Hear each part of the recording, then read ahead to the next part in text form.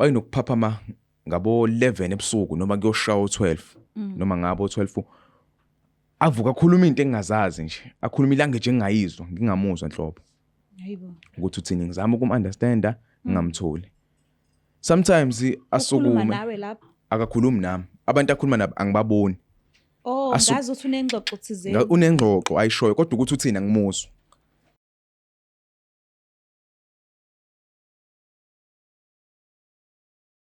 Ngiyanibingelela nonke babukeli beBlack Life TV kubo noBlack Fakho loMbuso. Igama lami nginguStufuza Dlanga Mandla Zulu. Le show lesibiza ngokuthi iLove Back. So ke njengoba ubhuti wami la eceleni kwami ukukhomba kona lokho ukuthi ukhona lo person lo asachazeka uma ngake eseduze kwakhe ngoba usamthanda kakhulu ingakho decide ukuthi no akafika akazama uthando futhi mhlawumbe sowina mhlawumbe ngesiziswini but ke uzosichazela kabanzi nge-relationship yabo la isuka khona kuze kufinyelele la behlukana khona njengoba ela namhlanje ukuthi aphinde futhi azocela uthando futhi sabona kunjani yebo ngiyaphila njani ngiyaphila nami ubhuti wabasibonga wamakhanya alright ubuya kuhlala eSydney ikuphi lapha eSydney kula ku Sparks ngase King George. Oh okay ukhulela khona vele? Yeah ngikhulele khona. Alright akubo makhaya kakho? KuSandwedwe. Mama Ndwedwe. Endwedwe eMzunga. Oh okay. So ngicela uvele sihlale phezulu kodaba ungichazele kabanzi ngomuntu lo ofuna ukubuyelana naye usihlambe nahlangana kuphi kwakuyinini and nahlangana kanjani? Igama lakhe uMelisa wakamndaweni. Okay. Sahlangana athi kwaku 2020 last year. Okay. Sahlangana emcimbini amaskandi ngomuntu othanda ukuhamba emcimbi amaskandi. We big. Yeah. Okay. Masihlangana emcimbini okay kwamnandi ngayishela intombi sashintshana ngamanamba kwamnandi. Wathi ngiqhathe nje nababukeli kancane ubani iqhawe lakho? Iqhawe lami Nkosi yaMagcokama. Usicebi. Okay. Ungabusaqhubeka. Imaka ungitshele so nihlangana emcimbini naye mhlambe uzobuka umcimbi kamaskandi noma uyayizulela nje. Ya wayezobuka umcimbi wamaskandi nje. Noma bhengcene wethu. Ubani iqhawe lakhe? Angimazi ke nokuthi noma okay. So lo sisilo wambuka wachaza wayelenhlobo nje yomuntu oyifunayo ingakho wazi wathi ake ngivele ngilicela uthando la ngenze ngilithola. Ya ngalicela ngayishela intombi ukuqala kwami ngangekho serious ngayishela intombi ayangiqoma kwahamba isikhathi hayi ngabona ukuthi lo muntu lo ngiyamthanda. Okay. Mhlambe uma ngasethi uyamchaza nje mude mfishane isidudla mncanyana umpofu mnyama noma mhlambe uphakathi umuntu kanjani? I'm sure unesiphongo kodwa. Uphakathi isiphongo sikhona. Bengazi. Intombi lalo maskadi sinesiphongo na kanjani? Isiphongo sikhona mfishane. Yes. Akekho umuntu yakho nje mfishane. Ya uyakhanya ngokwebala. Utufuzekile. Ukhona nje yena. Uyabambeka. Iphinifa lintanti lotho. Hayi lintanti liyahlala. No ngiyakuzwa. So ke ubeyiphethe kanjani i-relationship isanda kuqala futhi nawe bowuyiphethe kanjani i-relationship isanda kuqala? Angifuni uqamba manga. Lo muntu lo wayengithanda. Okay. Wayengithanda lo muntu ngimthanda. Ya ukuthi nje wayenginakekela lo muntu lo. Iyona into enze ukuthi ngimfune ngoba ngiyabona njengamanje esengasekho eduze kwami impilo yami ayisafani nakuqala. Imaki wayekunakekela yena kuphela what about wena? Bokunakekela naye. Ya ngangimnakekela nami kodwa nje ukuthi kuningi ayengenzela kona. Oh, ayikwenzela kona? Yebo. Unemali yini loaded? Ya ngasho ukuthi kanjalo. Oh, khona la isebenza khona mhlambe umuntu onomqondo webusiness. Umuntu onomqondo webusiness. Oh, unebusiness. Unebusiness nje lakhe alivula. Oh, okay. Mhlambe ibusiness walivula usukhona empilweni yakhe noma wamfica evele enebusiness. Walivula sengikhona. Okay. Walivula sengikhona ibusiness. Asim-advertiseli kodwa nje ngihlebele kancane wenzani ibusiness lakhe lidila na-IP service? Ibusiness lakhe lidila nezinto zamantombazane nje wenza inzipho. Oh okay. Lokho nje ukuba kuxhuma inwele zasemakhanda ya. Oh okay and inamali ke lo sho badu because thina sihlezi sifuna sibukeka kanconywana ngazo zonke ikhathi so nje siyaye kokwenza inzipho siyayifaka inwele makeup nje sifanele sicace la sifika khona nibe bahle. Yes sifanele sibe bahle njengabantu besifazana. So ke manje nihlukaniswa yini ke ngoba phela ninesikhathi esincanyana nithandana ngoba uthe nahlangana ngonyaka odlulile. Yebo. Yini manje lesiyinkinga niqhathwa yini? Nifinyelela kanjani kusinqumo esithi no, thatha indlela yakho nami ngizothatha yami? Kahle kahle asihlukananga, imina engamhlehlela. How? Ngoba kunezinto ayezenza engayiqonda. Nabanye abantu besilisa? Lutho, ngabe nginamanga, ngabe ngamsukela. Hawu. Mangase kuthiwe Yini-ke pho ingenza ukuthi usuke kuyena umuntu engeve nomunye umuntu esilisa kubhanqa naye? wayenokubuya nje njalo ebhizinisini lakhe wayevala u-6 ntambama. Njalo mayebuya ebhizinisini lakhe angifice ngikhona endlini sahlala sobabili. Okay. Yeah. Mayebuya ebhizinisini angifice ngikhona endlini, okay, during insuku nje. Kwakuthi njalo ngoFriday, Saturday, uhleze ephuza. Uhleze ephuza. Umstress yini wena? Lutho. Mhlawumbe umndeni wakhe la ezalwa khona babe umstress. Ngingazi-ke futhi engakaze angitshele. Okay. Yeah. Akekho phela ijongo elingathatha umuntu wesifazane uhleze ephuza. Wayehleze ephuza njalo. Lo muntu lo wayenemali kodwa enesaluni ukuthi uyithathaphi angazi. How?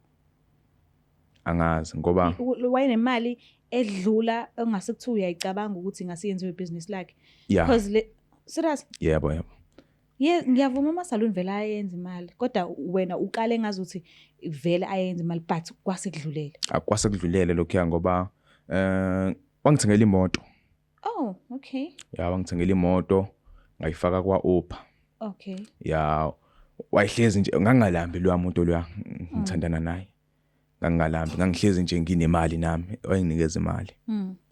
Yeah, into enza ukuthi ngimbalekele lo muntu wesifazane ukuthi njalo wayezothi mayibuya emsebenzini, okay, angifica sometimes ngilele. Okay. Afika ngene empedeni silale. Wayenokuphaphama ngabo 11 ebusuku noma kuyoshaya u12 noma ngabo 12. Avuka akhuluma into engingazazi nje. Akhuluma ilanguage engingayizwa, ngingamuzwa nhlobo. Hayibo. Ukuthi uthini ngizama ukum-understanda ngingamtholi. Sometimes asukume. Ukhuluma nawe lapha? Akakhulumi nami. Abantu akhuluma nabo angibaboni. Oh, ngazi ukuthi unengxoxo thizeni. Unengxoxo ayishoyo kodwa ukuthi uthini angimuzwa. Angimuzwa. Kunokuthi ethole ukuthi kwesinye isikhathi ngizohlala empedeni, ngize ngivuka empedeni ngimbuka. Asukume lo muntu lo. Ahambe bese no 2 room ukuthi. Okay. Asukume ahambe. Ngiyambona ukuthi lo muntu lo uyahamba and khona abantu ahamba la akhuluma nabo. Uthi ubani angima. Okay. Uvalile amehlo mhlambe ya sleepwalker. Wavalile amehlo akaboni kodwa uyahamba. Shuthi ulele kahle. Ulele ngoba lento le ubenza mangabe ezosuka empedeni suke sesilele. Ngiphaphama ngomuntu esesukume esehamba. Hayibo. Yaqhubeka lento le yenzeka izinsuku ilandelana. Benithandaza kodwa manizolala nenzogena empedeni. Bese ngithandaza nje, bese ngithandaza. Oh, ufundile ngaleso. Ngafunda ukuthandaza. Angiqondile ukuhlenga Nkosi ngiyaxolisa Jesu. Manje ubuvuka ekseni mase phapheme kahle umbona ukuthi okay nangu phapheme. Usekuma senses wakhe. Umbuza ukuthi mhlambe ikhona yini into khona yini abantu osukubabona ebusuku mhlambe kungenza ukuthi mina ngibabone. Bengambuzi ngoba mangabe sekuvuka ekseni ube ekuthenga ukuthi yonke into right akwenzeki lutho. Nami nje bengimbona ukuthi hayi lo muntu lo umqemane akanankinga. Bengingakaze ngilithola ithuba lokumbuza and bese nginokumsaba. Bese nginokumsaba nje. Sometimes ubeke avuke athatha ummese ahamba emva kwesicapha khonelele. Ahambe nje ayelapha kuhlala khona imese nezipuni afika khipha ummese akhulume yedwa ahamba afika emva kwesicapha. So lapho ngiyambuka and ngathi akangiboni nhlobo ngisho ngimbuka akangiboni ngaleso sikhathi. Hayibo. Uyathusa ke lento. Yeah, mhlambe bekukhona imoya anayo. Ngiyacabanga ngoba abengaso umuntu ogqoka amaqhosha onamaqhosha mhlambe ezandleni. Ubengawaqo. Intambo esinqeni mhlambe unayo. Ube nayo. Okay. Ube nayo bezimbili. Eyodwa ngiyayazi ukuthi eyani ngoba eyodwa unayo and nami nginayo. Kodwa khona lesibili ke anayo angiyazi ukuthi eyani. Yani le beninayo noba uthu. Be ukuthi sivikele nje kumoya emibi. Okay. Yo, manje wasuhlehla ke usuqhela kancane ke uyaqhela ke. Mhlambe yini ebeyenza ukuthi ungamtsheli ukuthi hayi mfethu uyangithusa mina yazi kunezinto ozenzayo engayi-understand mina. Njengoba ngikutshela sisi wami ukuthi lo muntu loya ubesabeka bese ngimsaba nje bese ngingasenayo ukuba proud ngale ndlela ukuthi ya umuntu wami lo ya wangithusa nje kakhulu. Ubani umuntu okwazi ukuxhumana naye emndenini wakhe la azalwa khona? Bekusisi wakhe. Ubumtshela ukuthi usisi wakho wenza itayela? Usisi wakhe ngangingamtshela wayithatha njengejoke. So usibari wamahlaya lokho. Akanginakanga. Bengixhumana kakhulu nosisi wakhe besikhuluma nje impela kakhulu. So senesikhathi singakanani ke naqhelelana ke naye? Sesino 4 months. 4 months. Yeah. Awucabanga ukuthi mhlambe manje ngabe khona umunye umuntu athanda naye? Angazi, angazi nje angasho ukuthi angiboni angazi ngempela. Okay. Kodwa hayi indlela engithanda ngakhona lo muntu lo ayangiboni. Ake ngibuze lokhu ke. Ngesimanga sokuthi uyachaza ukuthi yini yakuqhelisa kuyena. And ula ufuna ukuphinde futhi ubuyelane naye. What if zisenzeka kuyena lezi zinto lezi ezakuqhelisa kuyena? Sikuphi isizathu esivalid sakho sokuthi ufuna ukubuyelana naye futhi? Awusamsabi manje. Okwenza ukuthi ngifuna ukubuyelana naye kakhulu ukuthi lo muntu ngisamthanda. Okay. Ngokuqala lokho and ngiyabona ukuthi kulo 4 months lo sahlukana ngahamba kuyena izinto zami zingihambeli kahle. Ngiyamdinga empilweni yami lo muntu loyana. Wawumuntu osifazane nje alright engiphethe kahle.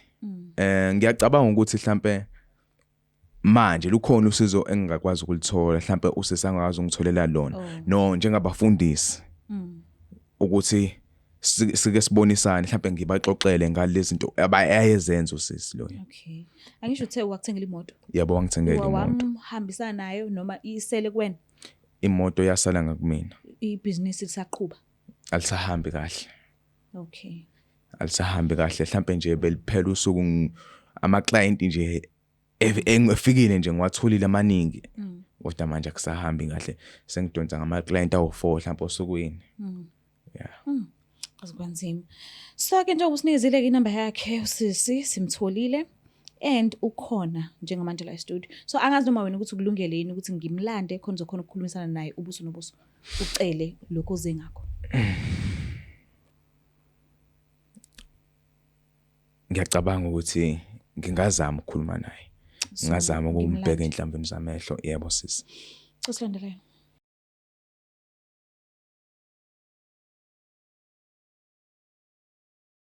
Siphinde sikwamukele mbukela lapha ekhaya kuhlelo esilibiza ngokuthi iLove Back. So ke usisi uvumile ukuthi asijoyine uzozwa manje ukuthi ingabe yindle abizelwe yona. So ke asike sibone ukuthi uthando lokumanqoba noma cha. Sabona kunjani? Ngiyaphila njani sisi? Ngiyaphila nami. Usisi wabayithi bonke? Ngwakamndaweni eBhulwa kodwa ngihlala eReservoir Hills. Ufikela ngomsebenzi noma isikolo? Ngangifike ngokomsebenzi kahle kahle. Oh okay. Ubhuti uyamazi? Yebo ngiyamazi. Uyajabula umbona? Ya, ngiyambona ubhuti ngiyamazi. Oh shutha awujabuli kahle kahle noma njani kodwa nje ya ngiyamazi ubhuti. Wamgcina nini nje? I think mangaphosisi kahle it's been 4 months. Okay. Uthi kwenzakalani ngaye? Beni yini nobathu? Noma ni yini? So two besithandana. What happened?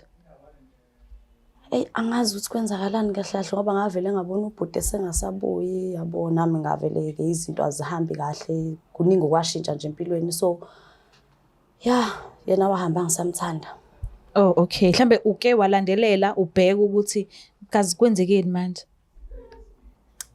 Kahle kahle phakathi kwethu naye othandeni lethu ayikho into engengayilandelela. Okay. Kodwa ke okwenzekile kwashintsha impilo. Impilo yami ngifind out izinto ebengingazazi kahle kahle. Okay. Bezenzakala empilweni yami kodwa ke phakathi kwethu okuthandana ngaze ngasisha lutho ngabokwethu. Mhlambe into eyanihlukanisa ube nomunye umuntu osifazane noma wena mhlambe waba wrong waba nomunye umuntu wesilisa? Angazi nje angijithele ineway ukuthi size sixabane siyibahlukana into akaze futhi nama ngena umuntu obusy nje shuthi naqhathwa nje ezinye izinto nje Kahle ngeke ngize ngisho because akasho ngolutho ubhuti wadala wavela wadisappearisha empilweni yami wangasho lutho.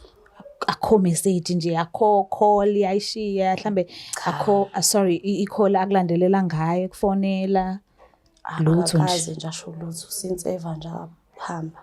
Akekho umuntu wasekhaya kubo ubu close naye mhlambe benijwayele mhlambe ukukhuluma izinto ejulile wena naye. Anginayo umuntu wakubo bengiclose naye. Umuntu ebengimazi kahle nje uyena. Okay, so njengoba ula ubhalile kulolu hlelo lolu ngesimanga sokuthi kukhona safisa ukuthi akukhulume nawe ekubuka manje ubuso nobuso. So ngicela nje umuphi isikhathi ube nesineke naye umlaleli usikahle ukubizeleni la. Yebo. Ngiyabonga. Ngicela ukukhulumisana naye. Melisa. Yebo. Kunjani? Ngiyaphila njani? Ngiyaphila. Alright. Hayi kuyancengeka. Isakhona isalon yakho? Ukukhuluma iqiniso nje isalon ikhona but is not doing well as before njengoba wawazi.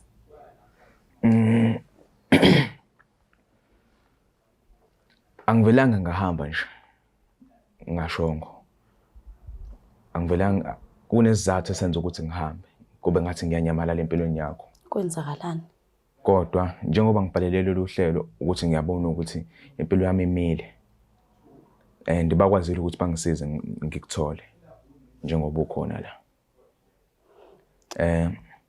Kunezinto angazi noma uyazazi noma awuzazi yini owawuzenza ngisahlala nawe.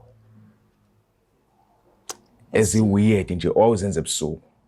Uyazazi ukuthi wawuphuza utshwala ngithi? Yeah. Wawukwenzelani ukuthi uphuze utshwala njalo ngeweekend wena uyaphuza? Kahle wena uphuma apha after lo 4 months lo. Ngoba phela usho ngolutho kumina wavele wahamba nje wena. Wangasho lutho uphuma phi? Bona lenke ngibhekana nayo siswami. Ngimbuza umbuzo. Wawenziwa yini ukuthi uphuze utshwala njalo ngeweekend nje wena? Ya kwakuneyinkinga nje. Inkinga zani? Ngoba wawuhlala nami, ohlulayo yini ukungibikela? Kodwa ukwazi uvela uqhamisa uzongibuza nje uphuma phi after so long. Kaze uzusho lutho. Iphi imoto yami qala? Wena wavela wanyamalala nje. Nemoto engangikuthengele yona. Uzoqhama uzongibuza lezo zinto uphuma phi? Melisa kunezinto awuzenza ebusuku. Melisa uyazi wena ukuthi wawuhamba ulele. Usukuma embedeni ulele nami. Uyakwazi lokho? Okay. Lokho ngikwaze manje ungasekho empilweni nami. Wena awuzange uzongitshele lezo zinto ngaleso sikhathi. Melisa, ngangizokutshela kanjani because wawususabeka. Ngikutshela iqiniso ngase ngikusaba mina. Because wawunokuvuka ebusuku uthatha imese, ukhulume wedwa, ukhulume nabantu engingababoni. Oba laba ukhuluma nabo. Alright, ngicela ukuchaza. Since wahamba wena empilweni nami, lo 4 months ungekho. Kwafanele ukuthi ngihambe ngekhaya. Ngahamba ngaye ekhaya.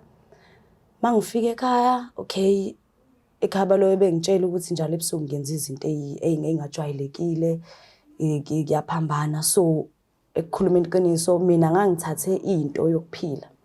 Since ngangine salon yami yayibusy, so ngangithi ngiyayibooster. Ngayibooster kanti indlela engiyibooste ngayo izodala ukuthi ngingalali kumele ngisebenze. So leyo nto leyo sengiyithola ngoba mina sengiye ekhaya. Mangifika ekhaya bayangitshela ukuthi hayi ngenza izinto ezikanje ebusuku ezikanje. So ekhaya ke bangitholela usizo, ngahamba ngayo la ngayozilapha. Le moto wangithengela yona, wangithengela akuyona imali lapha esalon le. Iyona imali yelento wayithatha. Imali yasesalon. Mina ngangibooster ibusiness lami, ngangingazi ukuthi kuzokwenzakala kanje. Kodwa manje sengiright sengazi la. Uhlezi ubone ngizokuthemba kanjani mina ukuthi uso right? Sengiright. Ngizokuthemba kanjani ukuthi uso right? Because kazi kwaphinde mhlawumbe kwakhona ukuthi ekhaya bangitshela ukuthi ngisazenza lezo zinto. Ever since ngazi lapha. Usisi wakho ngamtshela ngalento le. Wayithatha njengehlaya. Usisi wakho ngamtshela. Ngamtshela kusa early ukuthi ungenzela izinto engingayiqondi. Kodwa-ke sasi-right-ke noma ngathiwa ngangithatheni kwakwenzakalani sasi-right. Wena sasingekho isidingo sokuthi uma ngabe ngibona ngenza izinto eziwede bese wena uyangibalekela. Kufanele uhlale nami phansi silungise lezo zinto lezo because kwakuphileka nje. Ngiyavuma ukuthi wawu-right. Le nto yakho kube yayisifuna umuntu othandana naye wawuzokwenza kanjani? Ngicela ukuzwa ngawo. Ngoba ngiyavuma sasithandana impela kakhulu.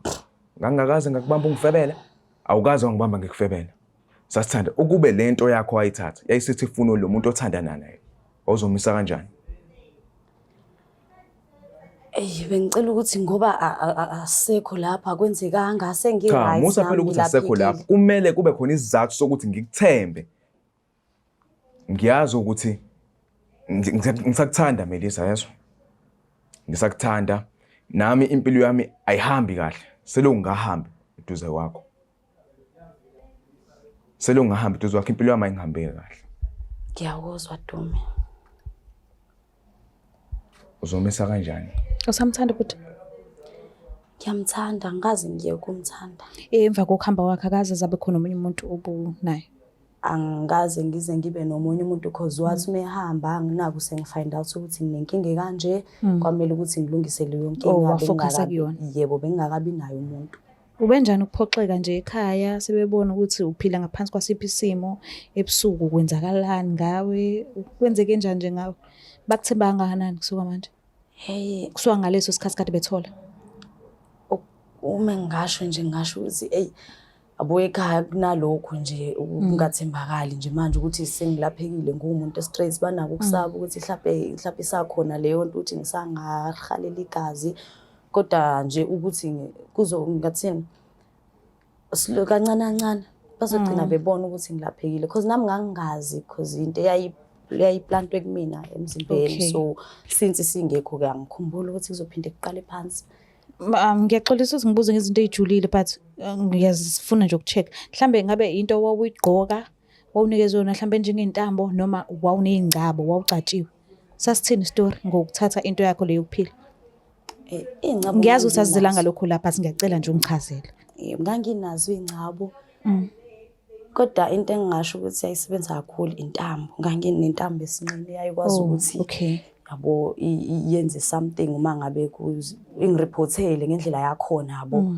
Ngiyazi mina ukuthi mengabe kwenzeka kanje kumele ngenze njani. Nganginentambo even ingcabo zikhona kodwa ngicanga ukuthi into engisebenzela kakhulu intambo. Usuwayikhipha? Yebo sengayikhipha. Okay. Mase njengoba uthi njengamanje ibusiness lakho akusafani njengasekuqaleni. Usanga phinde uhambe uyithatha leyo nto noma awusafuni usu-right nje njengoba weneliswe lokhu njengoba ibusiness lakho lenza kanjalo manje? Ibusiness indlela lenza ngayo i-right because lisebenza ngendlela enormal. Okay. Lisebenza ngendlela enormal ejwayelekile akusafani nasekuqaleni even though kwaku-right for mina because ngangingazi ukuthi kwenzakalani ngibona imali ingena. Phela yabo kuhle konke kodwa nje khuluma iqiniso angicabanga ukuthi ngisangaphinde ngizame. So-right manje. Ngibonile nje ubungozi bayo. Manje kwagcwala kakhulu. Ngicela ungihlebela please ngiyadinga ukwazi. Kwagcwala sisi kwagcwala. Yazi ukuthi mina kwagcwala esaloni yami newe ukuthi abantu babeze babhukhe namhlanje bebhukhela ikusasa kwagcwala. Yo. Ngiyazi kona ukuthi ubungazili ukuthi uzo-advertise ukuthi lokho wakuthatha kuphi. Kodwa sinabalandeli thina ababukayo la ka Black Life TV okungenzeka umuntu athi nami nginebhizinisi ngiyafuna nami ukuyithatha into yokuphila. So mhlambe ungazama ukusihlebela kodwa hayi manje sisa-record mhlambe off camera mhlambe ushare inamba yalo muntu noma mhlambe usitshela ukuthi utholakala kanjani. Mawungakwazi kodwa angiforced ukuthi ngiyazi ukuthi abalandeli abaningi bayabuka mhlawumbe ungenza ukuthi nabo banamabhizinisi abafisa ukuthi bawathi vu kancane. So ungakwazi ukuthi ushiye nenamba yabhudi noma yasisi noma yamama noma yagogo noma umkhulu owakusiza hayi manje kodwa off camera. Ngingakwazi because umuntu nomuntu ufuna uzama indlela yakhe but angisenayo inamba but ngamplaga nje ukuthi utholakala kanjani. Alright. So ngicela sibuyeni ke size la kule ndaba kaBhuti. uBhuti uyatshengisa la ukuthi ngisakuthanda.